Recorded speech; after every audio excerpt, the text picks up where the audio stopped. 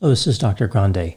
Today's question is, can I analyze the life, death, and personality of Earl Simmons, who is also known as DMX? Just a reminder, I'm not diagnosing anybody in this video, only speculating about what could be happening in a situation like this. If you enjoy this video, please like it, subscribe to my channel, and consider supporting me on Patreon. I'll put the link to Patreon in the description for this video. So first I'll look at the background of Earl Simmons, and then I'll move to my analysis. Earl Simmons was born on December 18, 1970. There are different reports about where he was born. Some reports say Baltimore, Maryland, and others say Mount Vernon, New York. He grew up in Yonkers, New York. His father was 18 and his mother was 19 when Simmons was born. His father really wasn't a part of his childhood experience. Simmons had bronchial asthma when he was young. He had to receive medical care frequently, often under emergent circumstances, like traveling to the emergency room. He was hit by a drunk driver when crossing the street when he was young. A representative of the driver's insurance company offered his mother $10,000 to settle the case. She was a Jehovah's Witness and interpreted her beliefs as being consistent with rejecting the offer, even though that's not what her belief system actually indicated. This would have an impression on Simmons later on. Even though he was raised as a Jehovah's Witness, he gave up those beliefs due to his mother's behavior. In addition to the hardships I already mentioned, Simmons was frequently beaten by his mother and her various boyfriends, sometimes so severely that he lost teeth. She also mistreated him in other ways, like locking him in his bedroom for extended periods of time. Not surprisingly, Simmons started engaging in criminal and otherwise antisocial behavior from a young age. He stabbed a classmate in the face with a pencil and threw chairs at his teachers.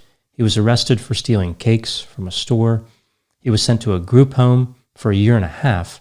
Along with an accomplice, he set fire to that school. He almost killed his accomplice during the commission of that crime. At age 14, Simmons was living on the streets. His mother sent him to another group home. He did better this time, although it's hard to do worse than trying to burn the place down, so you kind of have to look at the standard being used there. He made friends with other students who were interested in hip-hop music.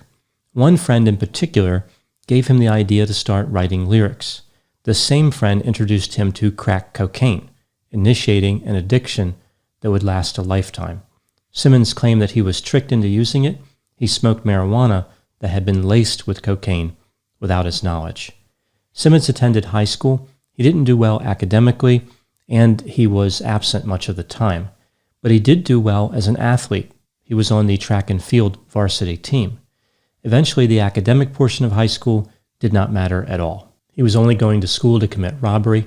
He robbed about 3 people a day before deciding to get into carjacking. Simmons was interested in getting started in the music industry. He selected the name DMX. This was after an instrument that he owned, where DMX was part of the name. He started writing lyrics and performing at a recreational center. When he was in prison for carjacking in 1988, he spent much of his time writing lyrics. After being released, he recorded music and sold it on street corners. His talent attracted a lot of attention. He was signed to Rough House Records in 1992. Simmons would go on to have a tremendous amount of success as a hip-hop artist, releasing a number of singles and albums.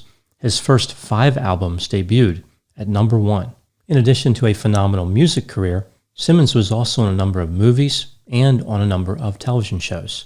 As far as movies, he's probably best known for his work in the 2000 movie Romeo Must Die, the 2001 movie Exit Wounds, and Cradle to the Grave in 2003. The movie Exit Wounds featured not only Simmons, but Steven Seagal. A lot of people like this movie. I think that Simmons did a good job in some of his movies and an okay job in this one, but the rest of the movie Exit Wounds was really terrible. The name Exit Wounds is a little misleading because only exiting the theater before the movie is over would protect somebody from the wounds inflicted by this film. So exiting would prevent the wound. There wouldn't be an exit wound. There would be an exit relief. Even though Simmons made millions of dollars, he went bankrupt 3 separate times in his life. Child support seemed to be an important factor in his financial problems. Simmons had a number of romantic relationships over the course of his life. He would end up fathering 15 children from 9 different women. In addition to a successful music career, Simmons had a prolific criminal career as well. Let's take a look at his criminal history. He was first incarcerated in 1986. He had stolen a dog from a junkyard. He escaped from prison, but later his mother made him turn himself in and complete his sentence. In 1988, Simmons was back in prison, this time for carjacking. I mentioned that one before. In 1999, he was charged for possessing weapons. That same year, he was charged with animal cruelty. In 2000, he went to jail for possessing marijuana. In 2001, the same thing happened. He was also driving without a license.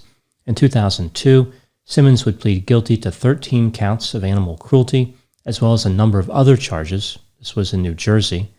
In 2004, he accumulated a phenomenal number of charges in the state of New York, including menacing, DUI, impersonating a federal agent, carjacking, criminal mischief, possessing a weapon, and possessing cocaine.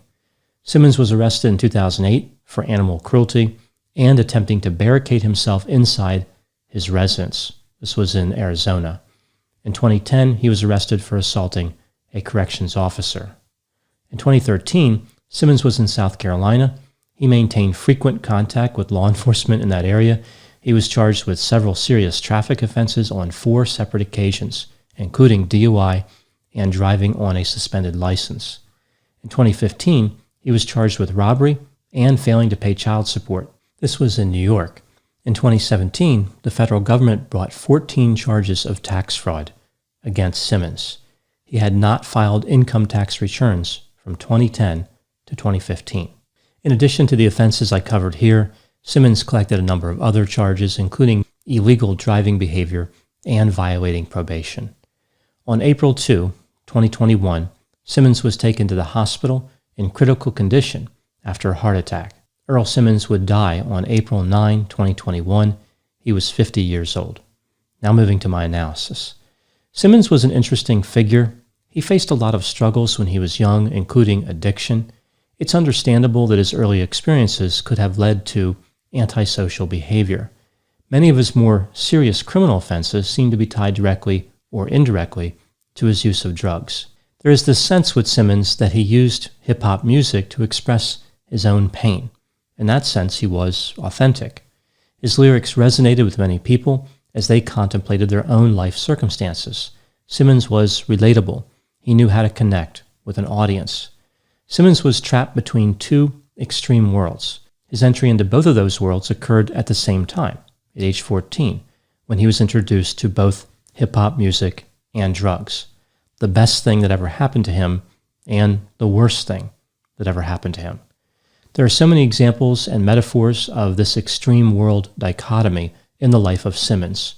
Here are a few of them. In addition to substance use problems, Simmons claimed to have bipolar disorder.